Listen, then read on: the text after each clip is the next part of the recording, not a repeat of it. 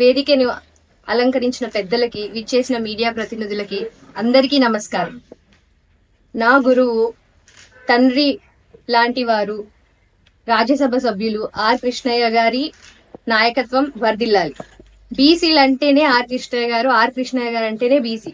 Last 5 years అంటే నాకు కొంచెం తెలివి వచ్చినప్పటి నుంచి నేను చూస్తున్న సమర యుద్ధాలలో బీసీల కోసం ఎవరైనా పోరాడుతున్నారు అంటే అది గురువు గారు. 47 ఏళ్ల పోరాటంలో ప్రతి కుటుంబానికి చాలా సేవలు చేసి అందించింది అన్నగారు. ఎంతో మందికి ఈయన స్ఫూర్తి. మా తరానికి కూడా అయ్యగారే స్ఫూర్తి. బీసీలకి తరతరాల నుంచి చాలా అన్యాయం జరుగుతుంది. నేను చదువుకుంటున్నప్పటి నుంచి స్కాలర్షిప్స్ ఇందాక అన్నట్టు మాకు ఏ స్కాలర్షిప్స్ రాలేదు. నేను కూడా ఒక గవర్నమెంట్ ఎంప్లాయీ కూతురునే. మాకు స్కాలర్షిప్స్ లేవు. చదువు కోసం మేము ఇబ్బందులు పడ్డ రోజులున్నాయి. ఎంతో సాధించాలని ఎంతో ఆశలతో మేము స్టార్ట్ చేసి మొత్తానికి ఒక కెరియర్ సాధించాలంటే కొంచెం కష్టం.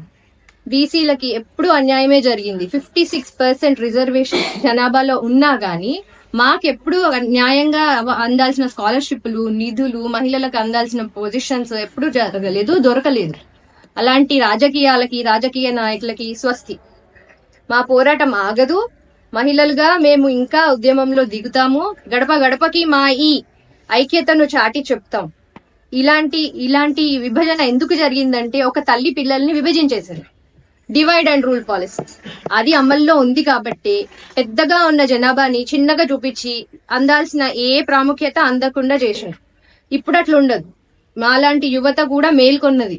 మేము అర్థం చేసుకుంటున్నాం రాజకీయాలంటే ఏంటి, ఇప్పటి వరకు మాకు జరిగిన అన్యాయం ఏంటి, గొంతెత్తి మేము మాట్లాడగలము, మేము ప్రశ్నించగలము.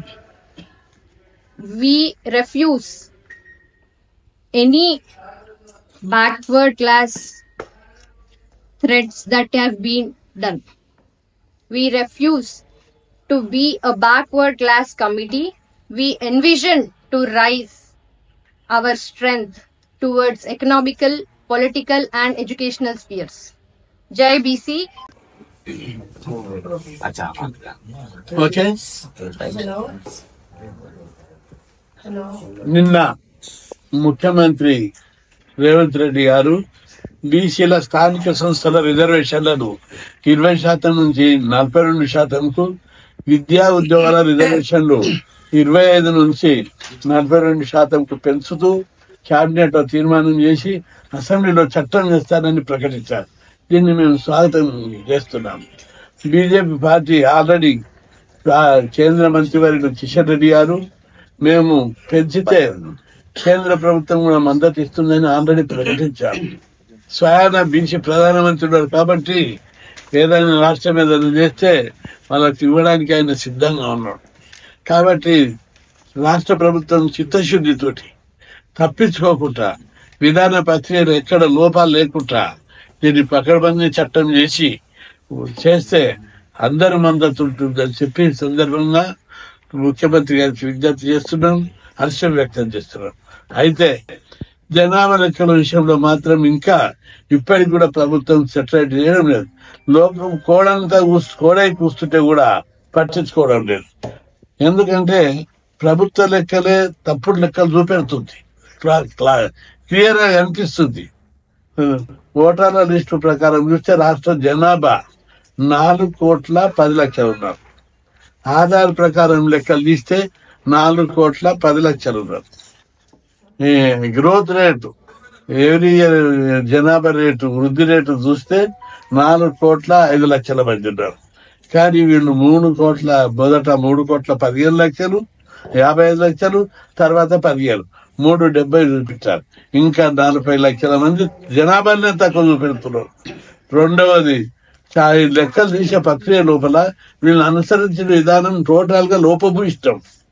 వీళ్ళు ఎవరినైతే అవుట్ సోర్సింగ్ వాళ్ళు సిగ్గుండాలి. ఎవరైనా జనాభా లెక్కలు తీస్తే టీచర్లను, పంచాయతీరాజ్ ఉద్యోగులను అందరిని మోహరిస్తారు. దాన్ని అంతా గేరాప్ చేసి కేంద్రీకరిస్తారు. గతంలో కేసీఆర్ చేసినప్పుడు మొత్తం గవర్నమెంట్ ఎంప్లాయీని అంతా ఇన్వాల్వ్ చేసి ఒకటే రోజు సేకరించారు. వీళ్ళకి చిత్తశుద్ధి లేకపోవడం వల్లనే, లెక్కలు కరెక్ట్ తీయాలనే చిత్తశుద్ధి లేకపోవడం వల్లనే నామకే వస్తే జరిపిన తప్ప అందరు మళ్ళీ ఒత్తిడి తెస్తే మళ్ళీ రీసర్వే ఒప్పుకున్నారు.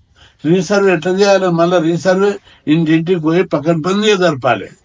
ఏది ఆన్లైన్లో టోల్ ఫ్రీ నెంబర్ ఇచ్చి రీసర్వే చేస్తారు. సిగ్గుందా వీళ్ళకు? టోల్ ఫ్రీ ఇంటింటికి పోతేనే తలుపులు పెట్టుకొని పోయిన వాళ్ళు చెప్పని వాళ్ళు టోల్ ఫ్రీలు వస్తే వీళ్ళకి బొట్టు పెట్టి వాళ్ళ వివరాలు ఇస్తారా? సిగ్గుందా? కాబట్టి ప్రభుత్వం ఇప్పటికైనా తన మైండ్ సెట్ మార్చుకోవాలి. రెండవది, అనుసరించిన విధానమే ప్రధాన విషయం లోపల తప్పుడు విధానం. కొచ్చనీరు 77 పాయింట్లు అడుగుతారు. సిగ్గుండాలి అడగడానికి. వాళ్ళకి కావాల్సింది కులాల వారి లెక్కలు కావాలి. 77 ప్రశ్నలు ఎందుకు? ఒక్కొక్క ఇంటికి పోయి గంట కూర్చుంటే వీళ్ళు అడగేయాలని పోయిన వాళ్ళందరూ సర్వే వాళ్ళు రూమ్లలో కూర్చొని టిక్కులు కొట్టారు. అందుకే లెక్కలు కరెక్ట్ రాలేదు. కాబట్టి ఇప్పటికైనా ప్రభుత్వం లెక్కలు చేయడానికి పార్టీలే విమర్శిస్తారు. కాంగ్రెస్ పార్టీలే విమర్శిస్తారు. అన్ని పార్టీలు లోకమంతా కూడా కూర్చుంది. అయినా మైండ్ సెట్ మార్చుకుంటున్నారు. లెక్కలు ఎవరు దాస్తే దాగదు. కాబట్టి ముఖ్యమంత్రి గారు మీరు జనాభా లెక్కలు రిజర్వేషన్ వెళ్తేనే ముందుకు వచ్చిన ఈ లెక్క కాదు, లెక్కలు ఇంకా సెటిల్ చేయడానికి ట్రై చేయాలని చెప్పి ఈ సందర్భంగా నేను విజ్ఞప్తి చేస్తున్నా. ఇక రెండవ పాయింట్, బీసీ ఉద్యమం బలంగా ఉంది కాబట్టి రిజర్వేషన్లు మన రాష్ట్రంలో 45 ఏళ్లుగా నేను బీసీ ఉద్యమాన్ని స్కాలర్షిప్లు, హాస్టళ్ళు దీనికి కొంత వివరణ ఇవ్వాలి. స్కాలర్షిప్లు, హాస్టళ్ళు, గురుకులాలు ఇవన్నీ పెట్టిండు. ఇది ఉద్యమం కాదని కొందరు వ్యాఖ్యానించడం దురదృష్టకరం. స్కాలర్షిప్లు, ఫీజు రియంబర్స్మెంట్, హాస్టళ్ళు, గురుకులాలు ఇది విద్యా హక్కు కోసం.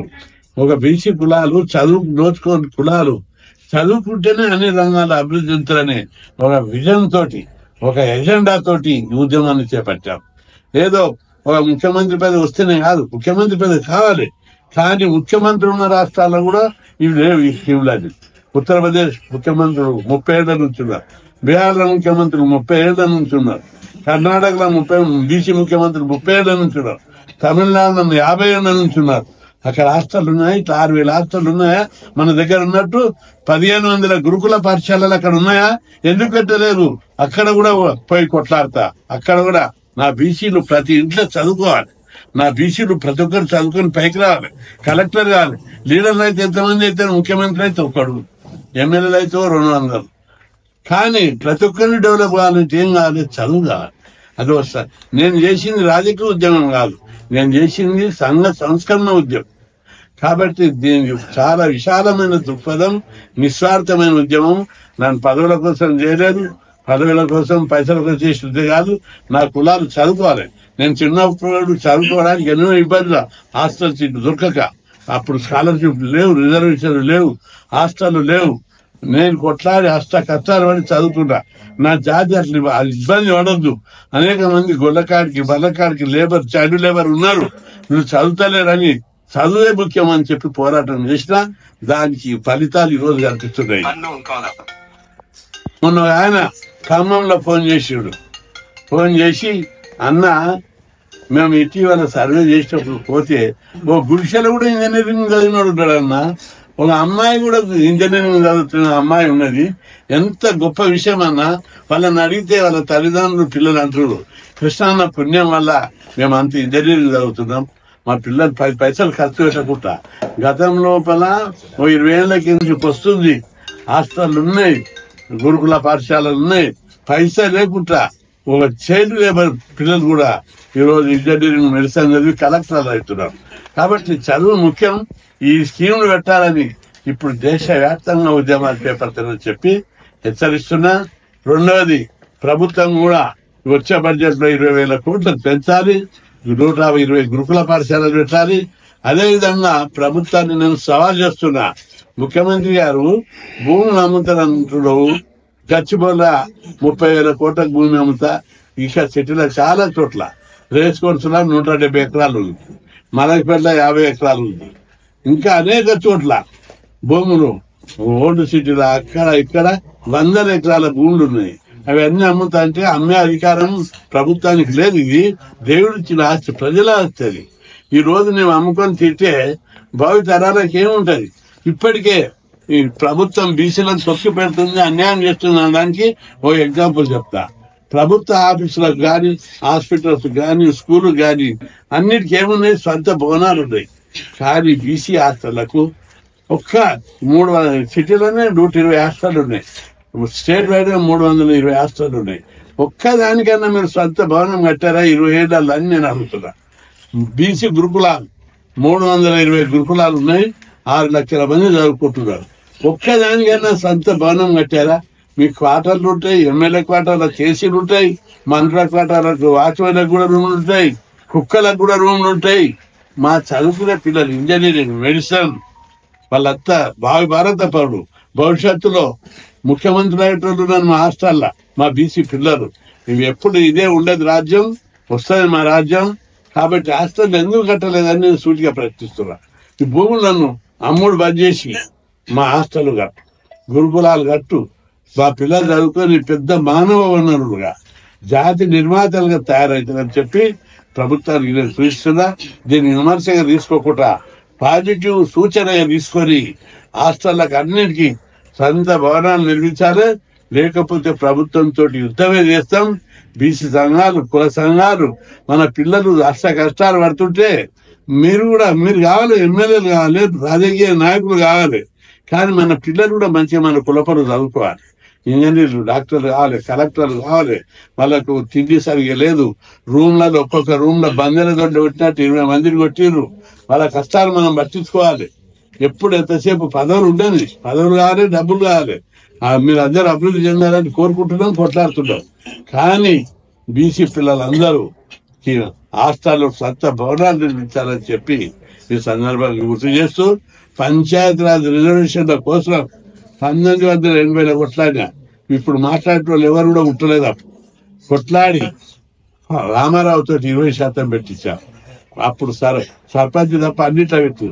మళ్ళా విజయభాస్కర్ అట్లా మళ్ళా కొట్లాడి పోరాటాలు చేసి ఉద్యమాలు చేసి విజయభాస్కర్ రెడ్డి గారితో 34 పెంచిపించాం. తర్వాత సుప్రీంకోర్టు తోటి గొడవలై మళ్ళా గత ప్రభుత్వాలు దీన్ని తగ్గించారు. కాబట్టి ఈ రిజర్వేషన్లను పెంచడానికి ముందుకొచ్చడానికి హర్షం వ్యక్తం చేస్తూ దీన్ని రాజ్యాంగ సవరణ కోసం ప్రభుత్వం తప్పనిసరి పకడ్బందీ చర్యలు తీసుకోవాలి. ఆల్రెడీ కేంద్ర మంత్రివర్యులు కిషన్ రెడ్డి గారు, సంజయ్ గారు, మేము కేంద్ర ప్రభుత్వ పరంగా మేము మద్దతు ఇస్తాం, బీసీ సంఘాలతో సమావేశం ఏర్పాటు చేసేది హామీ ఇచ్చారు. కాబట్టి కేంద్ర ప్రభుత్వం కూడా మద్దతు ఉంటుంది. ఎక్కడో దగ్గర తెగాలి పంచాలి. కర్ణాటకలో కొట్టేస్తారు, మహారాష్ట్రలో కొట్టేస్తారు, తమిళనాడులో అసలు పెట్టారు. అందుకే ఈ పంచాయతీ ఎడతెగని పంచాయతీ అయింది. ఈ రిజర్వేషన్లను ఎక్కడన్నా అధికారులు కావాలి, బీహార్లకు గొడవ అవుతుంది, అంతటా అన్ని రాష్ట్రాలకు గొడవల. ఏం తమాష ఉందా? బీసీలు అంటే పిచ్చగల మా వాట మేము అడుగుతున్నాం. మేమేం శత్రుత్వంతో అడుగుతున్నాం. మా వాట మాకు ఇవ్వాలి. మీరు అగ్రకులాలకేమో అడగందే 10% పెడతావు, వాళ్ళకేమో తక్కువ మార్కులు వచ్చేవాళ్ళకి జాబ్లు వస్తాయి. ఇక్కడ ఉన్న రజకులకు, న్యాయ బ్రాహ్మణులకు, మీ బట్టలు ఉతికేటోళ్లకు, మీ కటింగ్ చేసేటోళ్లకు, మీ సేవ చేసేటోళ్లకు, మీ ఊడిగం చేసేటోళ్ళకేమో 70 మార్కులకు జాబ్ రాదు. మీరు ఇంట్లో బంగ్లాల మీద పడేటోళ్లకు 50 మార్కులకు జాబ్లు వచ్చాయి. ఇదేనా ఈ దేశంలో న్యాయం అని చెప్పి నేను ప్రశ్నిస్తున్నా. అందుకే ఈబీసీ రిజర్వేషన్ల విషయంలో కూడా ఒకసారి రీథింక్ చేయాలని చెప్పి కేంద్ర ప్రభుత్వాన్ని హెచ్చరిస్తూ, బీసీల విషయం లోపల జనాభా ప్రకారం రిజర్వేషన్ పెంచాలని డిమాండ్ చేస్తూ ఈ నెల 18-19 చలో ఢిల్లీ ప్రోగ్రాం పెట్టి మహిళలకు చట్టసభల్లో సపోర్ట్ కల్పించాలని చెప్పి పెద్ద ఎత్తున ఢిల్లీలో రౌండ్ టేబుల్ సమావేశం ఏర్పాటు చేయడం జరిగింది. ఆ కార్యక్రమానికి అందరూ రావాలని విజ్ఞప్తి చేస్తున్నారు. బీసీ సంక్షేమ సంఘం జాతీయ అధ్యక్షులు, రాజ్యసభ సభ్యులు, గౌరవనీయులు పెద్దలు కృష్ణన్న గారికి, అదే మాదిరిగా బీసీ సంక్షేమ సంఘం ఉద్యమ సహచరులకు అందరికీ, మీడియా మిత్రులకు అందరికీ కూడా పేరు పేరున జైలు తెలియజేస్తున్నారు. మిత్రులారా, ఈరోజు ఒక ప్రత్యేక సందర్భంలో ఈ మీడియా సమావేశాన్ని నిర్వహించడం జరిగింది. ఆ సందర్భం ఏంటంటే, ఒకటి, రేపు అంతర్జాతీయ మహిళా దినోత్సవం సందర్భంగా దేశమే కాదు ప్రపంచం అంతా కూడా మహిళా హక్కుల గురించి చాలా తీవ్రంగా చర్చ జరుపుతున్న సందర్భంలో, మహిళా హక్కులను డిమాండ్ చేస్తూ అనేక రూపాలలో పోరాటాలు జరుగుతున్న సందర్భంలో, అదే మాదిరిగా శ్రావణి అనే ఒక విద్యావంతురాలు engineer highly qualified person BC సంక్షేమ సంఘంలో జాయిన్ అయి రాష్ట్ర మహిళా ప్రధాన కార్యదర్శిగా బాధ్యత తీసుకునే సందర్భంలో ఈరోజు మీడియా సమావేశాన్ని నిర్వహించడం జరుగుతున్నది. మిత్రులారా, సందర్భం మహిళా దినోత్సవం కాబట్టి దాన్ని దృష్టిలో పెట్టుకుని మాట్లాడాల్సిన అవసరం ఉంటుంది. అదే సందర్భంలో రాష్ట్ర కేంద్ర ప్రభుత్వ విధానాలకు సంబంధించి కూడా మాట్లాడాల్సి ఉంటుంది. పెద్దలు కృష్ణ గారు మాట్లాడినప్పుడు రాష్ట్రంలో జనాభా లెక్కల సేకరణ జరిగే సందర్భంలో రాష్ట్ర ప్రభుత్వం నిర్లక్ష్యం వల్ల ఏమేమి తప్పులు జరిగినాయి, దానివల్ల బీసీలకు ఎంత నష్టం జరుగుతుందనేది చాలా స్పష్టంగా చెప్పడం జరిగింది. దాని కంటిన్యూయేషన్లో రాష్ట్ర ప్రభుత్వం చేసినటువంటి తప్పుడు విధానాలు ఏవైతే ఉన్నాయో ఆ తప్పుడు విధానాలను సరిదిద్దుకోవాల్సిన బాధ్యత ఈరోజు రాష్ట్ర ప్రభుత్వం మీద ఉన్నది. ఎందుకంటే జాతీయ స్థాయిలో రాహుల్ గాంధీ, ఏఐసిసి నాయకులైనటువంటి రాహుల్ గాంధీ గారు జాతీయ స్థాయిలో సామాజిక న్యాయం ఎజెండాగా ప్రతి రాష్ట్రంలో తిరుగుతూ అనేక సమావేశాలలో అనేక సందర్భాలలో సందేశాలు ఇస్తూ బీసీలను, ఎస్సీలను, ఎస్టీలను పెద్ద ఎత్తున అభినందిస్తూ ఆ ఉద్యమాలని గౌరవిస్తూ ఆ ఉద్యమాలకు వంతపాడుతూ తిరుగుతున్నారు. ఆ సందర్భంలో రాష్ట్రంలో కాంగ్రెస్ పార్టీ అధికారంలో ఉన్న ఈ సందర్భంలో రాష్ట్ర ప్రభుత్వం అంటే కాంగ్రెస్ ప్రభుత్వం బీసీలను నిర్లక్ష్యం చేస్తున్న సందర్భం కూడా మనం చూస్తున్నాం. దాన్ని ఖచ్చితంగా ఎండగట్టాల్సిందే. అదే సందర్భంలో రేపు మహిళా దినోత్సవం సందర్భంగా కేంద్ర ప్రభుత్వం, బీజేపీ కేంద్ర ప్రభుత్వం మొన్ననే 33% మహిళలకు రిజర్వేషన్లు ప్రకటిస్తూ చట్టం చేయడం జరిగింది. దాన్ని ఆహ్వానిస్తున్నాం. అదే సందర్భంలో మహిళలకు 33% రిజర్వేషన్లు కాదు, సమాజంలో సగభాగంగా ఉన్నటువంటి మహిళలకు 50% రిజర్వేషన్లు ఇవ్వాల్సిన అవసరం ఉంటుంది. 50% రిజర్వేషన్లు ఇస్తూనే సమాజంలో సగభాగంగా ఉన్నటువంటి బీసీ మహిళలకు 50% రిజర్వేషన్లు ఇవ్వాల్సిన అవసరం ఉంటుంది. కాబట్టి బీసీ మహిళలకు మొత్తం రిజర్వేషన్లలో 50% రిజర్వేషన్లు ఇవ్వాల్సిన బాధ్యత కేంద్ర ప్రభుత్వం మీద ఉంటుంది. అది వెంటనే పార్లమెంట్లో బిల్లు పెట్టి దాన్ని పాస్ చేయాల్సిన బాధ్యత కూడా కేంద్ర ప్రభుత్వం మీద ఉంటుంది. జనాభా లెక్కలకు సంబంధించి రాష్ట్ర ప్రభుత్వం అనేక అవకతవకలతోని జనాభా లెక్కలు సేకరించిన విషయం మనకు అందరికీ కూడా తెలిసే. ఈ మధ్య కాలంలో రాబోయే కొద్ది రోజుల్లో కేంద్ర ప్రభుత్వం కూడా జనాభా లెక్కలు సేకరించడానికి సిద్ధమవుతున్నది. కేంద్ర ప్రభుత్వం జనాభా లెక్కలు సేకరించినప్పుడు కూడా దేశవ్యాప్తంగా కులాల వారికి జనాభా లెక్కలు సేకరించి ఏ కులం జనాభా ఎంత ఉన్నదో స్పష్టంగా ప్రకటించాల్సిన అవసరం ఉంటుంది. అదే మాదిరిగా మొత్తం దేశంలో బీసీల జనాభా ఎంత ఉన్నదో చెప్పాల్సిన బాధ్యత కూడా కేంద్ర ప్రభుత్వం మీద ఉన్నది. మొన్న ప్రవేశపెట్టిన బడ్జెట్లో కేంద్ర ప్రభుత్వం ప్రవేశపెట్టిన బడ్జెట్లో సుమారుగా 50 లక్షల కోట్ల బడ్జెట్ ప్రవేశపెట్టి దేశంలో సగభాగంగా ఉన్నటువంటి బీసీలకు కేటాయించిన బడ్జెట్ కేవలం 2,500 కోట్లు మాత్రమే. 2,500 కోట్లు అంటే పర్సంటేజ్ రీత్యా చూసుకుంటే దేనికి లెక్కలకు రానటువంటి అంశం. అదే సందర్భంలో రాష్ట్ర ప్రభుత్వం కూడా పోయిన ఎన్నికల ముందు, అసెంబ్లీ ఎన్నికల ముందు సంవత్సరానికి 20,000 కోట్ల బడ్జెట్ ఇస్తామని చెప్పి హామీ ఇస్తే ఎన్నికల్లోకి వచ్చి బీసీలతోనే ఓట్లు వేయించుకొని అధికారంలోకి రావడం జరిగింది. అధికారంలోకి వచ్చిన తర్వాత 20,000 కోట్లను కాస్త 9,000 కోట్లకు తగ్గించిండ్రు.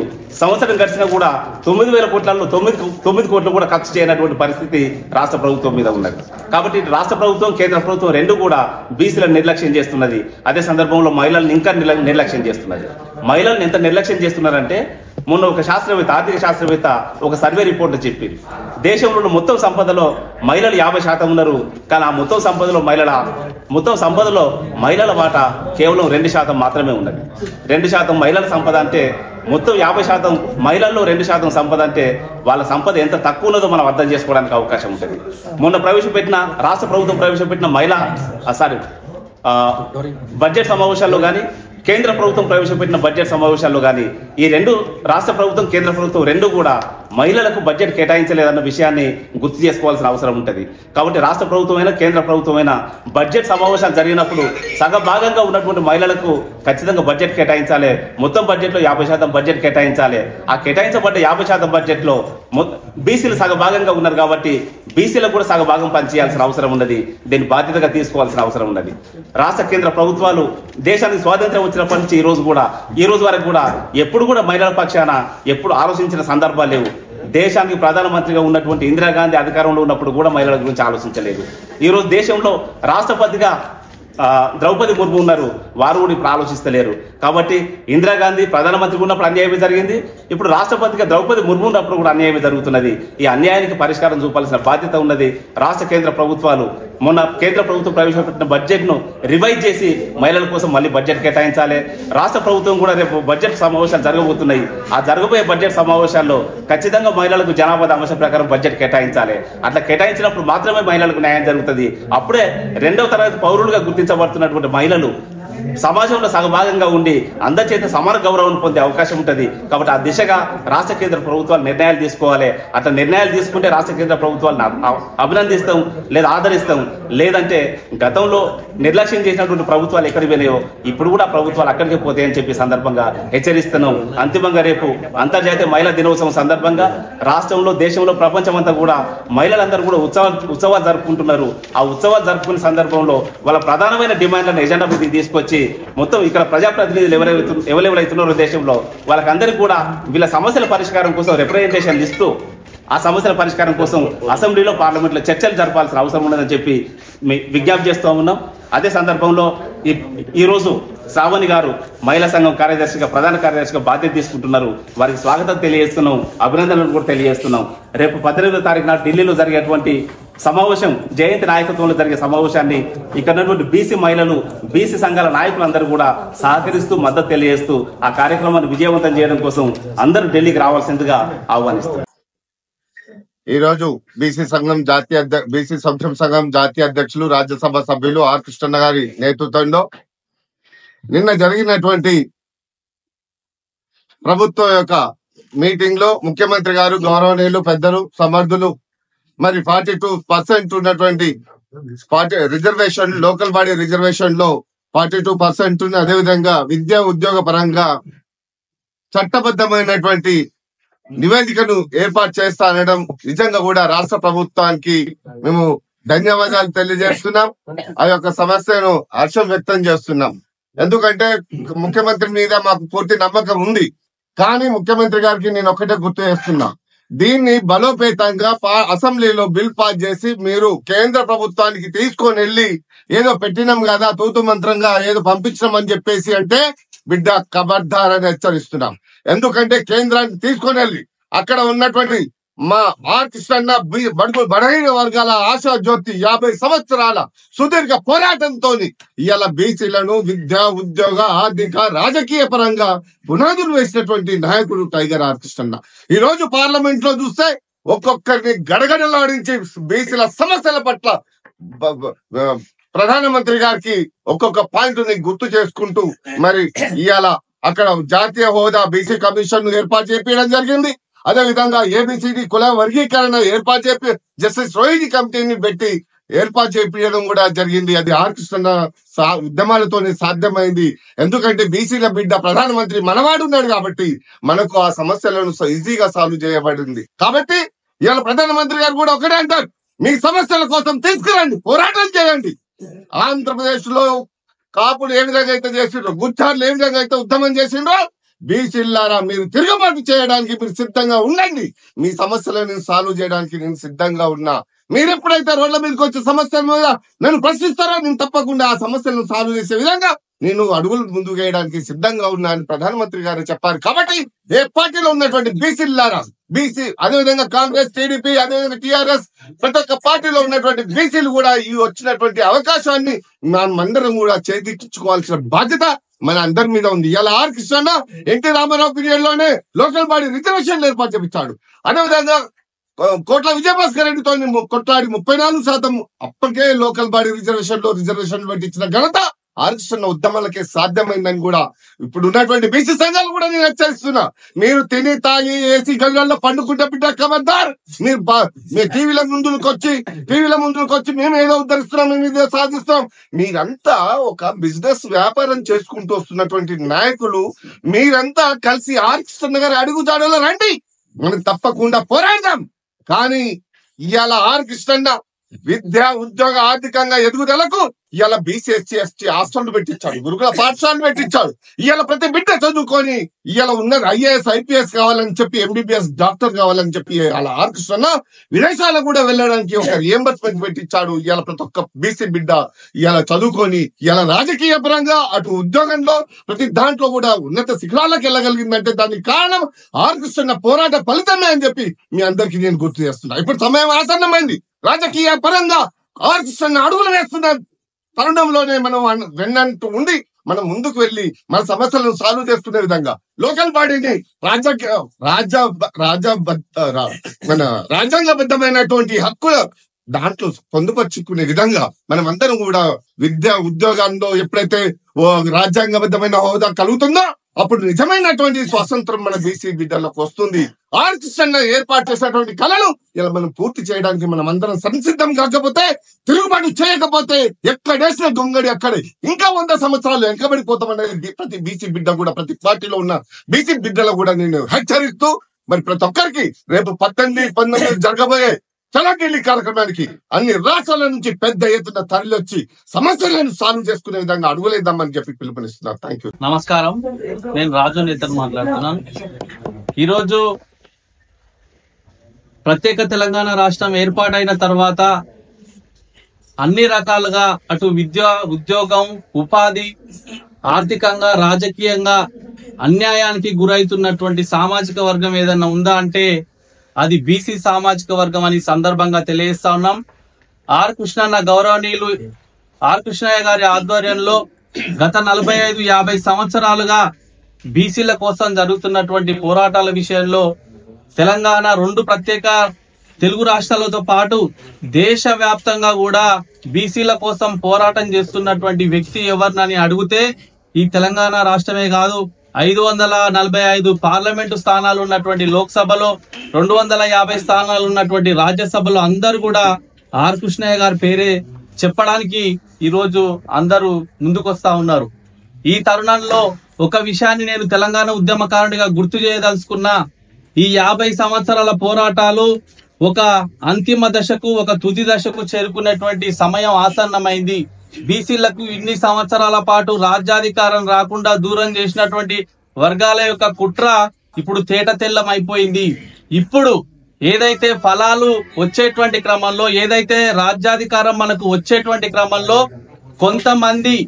కొంతమంది పగటి వేషగాళ్ళు ఈరోజు పగటి పూట వేషం కట్టి ఏదైతే వచ్చి మనకు అరచేతిలో భూస్వర్గం చూపిస్తారో అట్లా కొంతమంది పగటి వేషగాళ్ళు వచ్చి ఈరోజు మళ్ళీ ఏకమైతున్నటువంటి బీసీలను చిన్నాభిన్నం చేయాలని చెప్పేసి, ఏకమైతున్నటువంటి బీసీలను ఛిద్రం చేయాలని చెప్పేసి, ఐక్యంగా ఉండేటువంటి బీసీలను వాళ్ళ మధ్యనే కొట్లాటలు, పంచాయతీలు పెట్టి విడగొట్టాలనేటువంటి ప్రయత్నం చేస్తా ఉన్నారు.